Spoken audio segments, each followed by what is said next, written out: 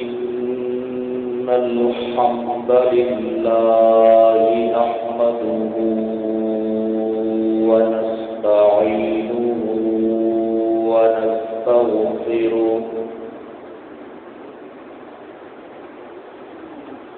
ونعوذ بالله من شرور أنفسنا ومن سيئات أعمالنا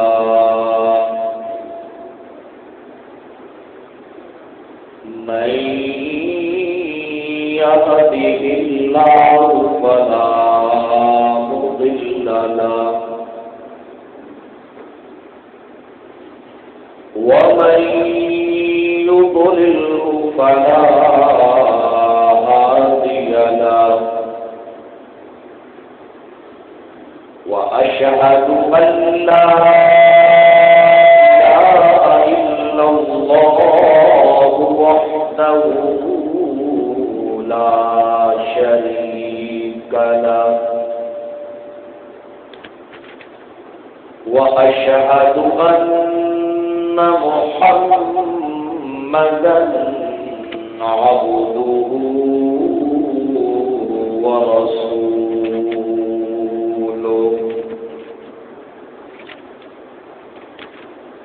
أما بعد فإن خير الحديث كتاب الله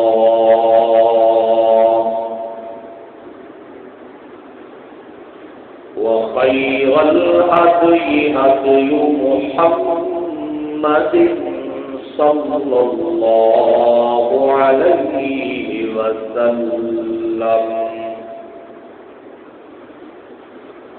وشر الأمور محدثاتها وكل محدثة بدعة وكل بدعة ضلالة وكل ضلالة في النار.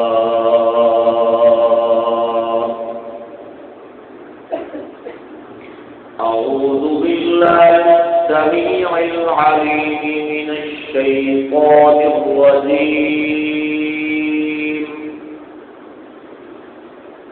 من همزه ونفخه ونفثه. بسم الله الرحمن الرحيم.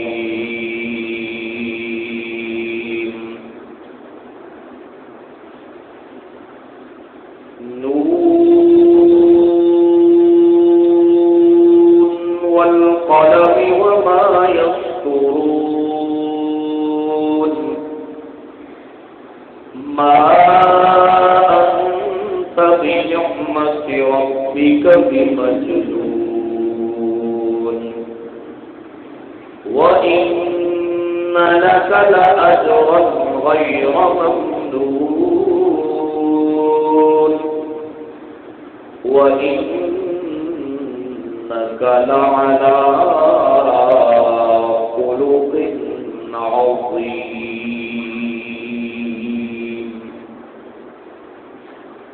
درود پاک.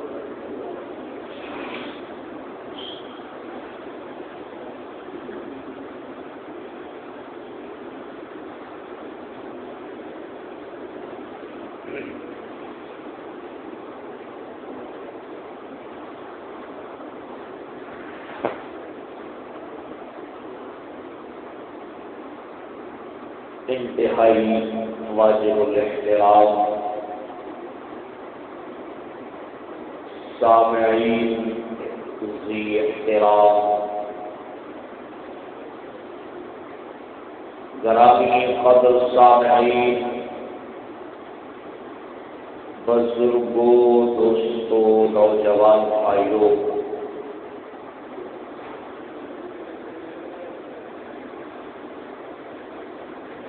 ماہ ربیع الاول کی مناسبت سے نبی رحمت صلی اللہ علیہ وسلم کا خوبصورت تذکرہ آپ کی خدمت میں بیان کیا جا رہا ہے۔ گزشتہ خطبہ جمعۃ المبارک میں نبی پاک صلی اللہ علیہ وسلم کی ولادت و سعادت کی حقیقی خوشی کے حوالے سے کچھ معلومات عرض کی تھی۔ دعا کرتے رہا کریں کہ اللہ ہمیں اپنی زندگی کے ہر شعبہ میں اپنے نبی کی سیرت اور اسوہ حسنہ سے رہنمائی لینے کی توفیق نصیب فرمائے۔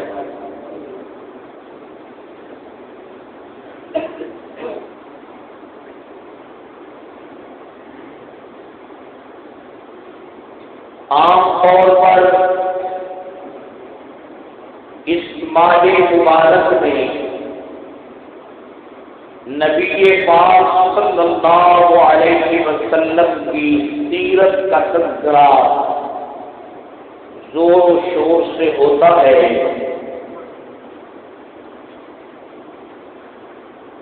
کچھ لوگ اس محبت کی آڑ میں اور بدعت حسنہ کی آڑ میں اس حد تک آگے نکل چکے ہیں کہ شریعت کی حدود کو مذاق کا نشانہ بنا دیا ہے۔ 12 ربیع الاول کے دن کو اللہ کے نبی کی محبت کے نام پر جو کچھ وطن عزیز میں ہوا اس پر سوائے افسوس کے اور کیا کہا جا سکتا ہے۔ ہر قسم کی فحاشی،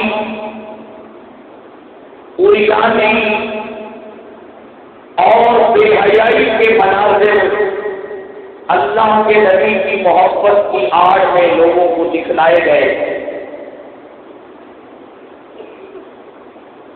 ان کے اپنے مقصد فکر کے سنجیدہ لوگ شرم کے مارے اندر جھکا کر بیٹھے ہوئے ہیں اور اجلاس پر اجلاس کر رہے ہیں کہ اس غلط سلسلے کو کس انداز میں روکا جائے۔ اور حقیقت بات یہ ہے کہ جو کچھ اس سال ہوا ہے، اگر اس کو ان کے علماء نے نہ روکا، اس کے خلاف آواز نہ اٹھائی گئی، تو میرے خیال میں محبت نبی کے نام پر وہ کچھ دیکھنے کو نظر آئے گا کہ یہود و نصارہ کے اس پر شرم سے جھک جائے گا۔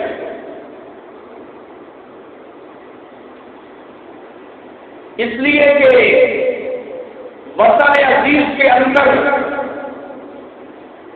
وہ طبقہ جن کا علم سے کوئی تعلق نہیں، جن کا قرآن و سنت سے کوئی رشتہ نہیں، صرف اور صرف کلاری دنیا کے ساتھ اس کا تعلق ہے، انہوں نے اس سال وہ مناظر امت کو دکھلائے ہیں کہ ان مناظر کو اللہ کے گھر میں بیٹھ کر بیان نہیں کیا جا سکتا۔ بس اللہ سے میں پناہ مانگتا ہوں اور اللہ کا شکر بھی ادا کرتا ہوں کہ اللہ نے توحید و سنت کی سمجھ عطا فرمائی ہے۔